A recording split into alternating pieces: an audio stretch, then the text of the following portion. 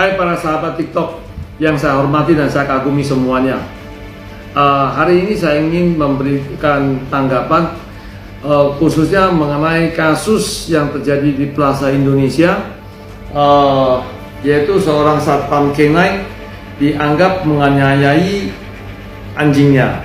Nah, anjingnya sama dengan anjing ini? Sama kan? Baik.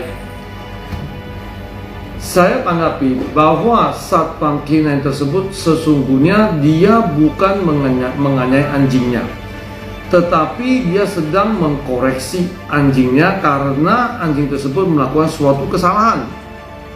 Betul?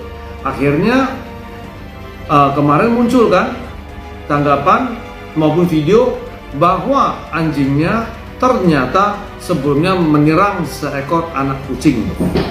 Nah, karena dia menyelamatkan anak kucing tersebut, lalu dia mengkoreksi anjingnya. Dalam dunia K9, mengkoreksi itu adalah hal yang wajar. Karena apa? Kita bermain dengan jenis anjing Malinois. Mungkin Anda belum bisa membayangkan bagaimana sih karakter seekor anjing Malinois tersebut, ya. Nah, perlu diketahui, seorang handler K9 sebelum dia menjadi seorang handler, saya percaya dan yakin tadinya dia adalah seorang dog lovers. Dia harus berangkat dari seorang yang memang mencintai anjing terlebih dahulu. Ya, kalau dia tidak mempunyai dasar mencintai anjing, maka sulit rasanya dia menjadi seorang handler. Demikian saya juga. Saya juga tadinya adalah seorang pecinta anjing, cuma saya dulu main anjing-anjing kecil seperti anjing Shih Tzu dan Corgi. Baru belakangan ini saya bermain German Shepherd maupun Malinois, ya. Nah, kemudian dalam koreksi tersebut pasti harus ada sedikit yang namanya kesakitan. Kalau dia nggak kesakitan, anjing itu tidak akan memahami. Tujuan koreksi adalah supaya anjing itu memahami, ya. Kemudian harus kita paham, ini adalah anjing, sedangkan kita manusia. Bahasa kita, bahasa manusia, mungkin bahasanya dia adalah bukan bahasanya dia adalah bahasa anjing. Bahasa antara kita dengan dia itu berbeda. Jadi hanya menggunakan tindakan yang bisa mengkoreksinya, ya. Kemudian pasti Anda bertanya, selain koreksi apa? Bila anjing tersebut harus diambil tindakan. Nah, pada dasarnya kenapa harus diambil tindakan kepada anjing itu? Dasarnya adalah tidak patuh atau melawan anjing tersebut, sehingga perlu diambil tindakan untuk mengkoreksinya. Nah, koreksi itu kan ada dua cara. Satu, yang pertama yang pasti menggunakan tangan. Yang kedua, menggunakan e-collar. Mungkin Anda pernah lihat ya,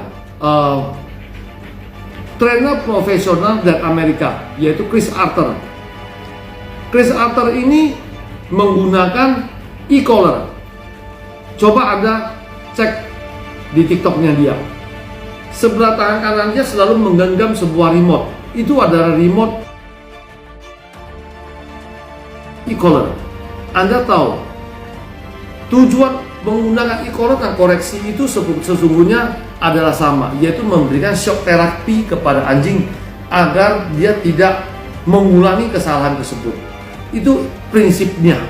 Dan e-collar saya sendiri pernah mencobanya dengan saya set di angka 50 di pergelangan tangan saya. 50% aja itu menghentak sangat kuat sekali. Lalu saya pernah mencoba, saya set sampai 70%. Itu hentakannya jauh lebih kuat lagi. Ya. Nah, fungsi utama koreksi itu sebetulnya hanya adalah untuk mengkoreksi. Tidak ada niat lain di belakang tersebut. Apalagi kita bicara sebagai seorang handler, sangat tidak mungkin juga kita mengkoreksi sampai mencederai anjing kita. Kalau sampai anjing tersebut cedera, yang rugi adalah kita juga sebagai ownernya. Betul kan? Nah, kita juga tahu cara mengkoreksi anjing, bukan kita nggak tahu. Ya, yang pastinya hanya bersifat sebagai shock therapy.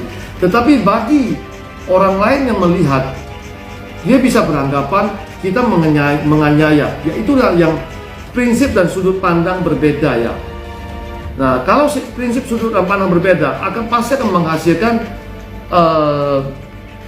sebuah pernyataan yang juga bersifat ujungnya akan menjadi negatif ya. Nah, inilah yang hendak saya sampaikan ya. Kasus daripada Plaza Indonesia ini menurut pendapat saya adalah murni adalah misinformation ya, sehingga membuat masalah ini menjadi meledak dan merebak sampai kemana-mana. Betul kan? Oke. Last but not least, kemungkinan kata-kata saya yang tidak berkenan. Bila mana yang tidak berkenan, mohon dibuang. Bila berkenan, disimpan. Terima kasih dan sampai berjumpa lagi.